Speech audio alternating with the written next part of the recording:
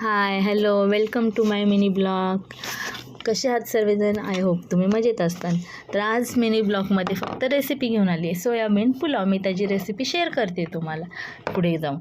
आता गणपती बाप्पांचं आगमन झालेलं आहे, घरोघरी झाले ते, मंडळाचे झाले ते, त्यामुळं गणपती बाप्पा मोरया.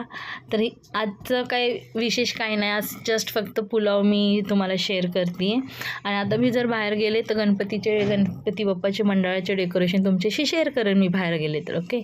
आणि आता मला हे बोलायचं की मला प्लीज सबस्क्राईब करा, शेअर करा, कमेंट करा, लाईक करा, माझ्या चॅनलला फॉलो करा.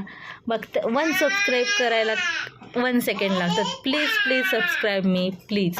आणि सबस्क्राईब करा, मग मी तुम्हाला माझ्यासोबत तर गोष्टी शेअर करते, पण इथून पुढं पण शेअर करत राहीन. मला सबस्क्राईब करा. आणि आज सोयाबीन पुलावची रेसिपी. कांदा, टमॅटो, लसूण ठेचलेला, मिरची आणि 2 तेजपत्ता आणि धना पावडर, गोडा मसाला, हळद, मीठ, लाल तिखट, कलरचं तिखट आणि मीठ टाकलेले, आणि एव्हरेस्टचा बिर्याणी मसाला आणि शाही गरम मसाला हे टाकून सगळे मिक्स करून घेतलेले. तांदूळ टाकलं, सोयाबीन टाकलं, अंदाजानुसार पाणी घेतलं.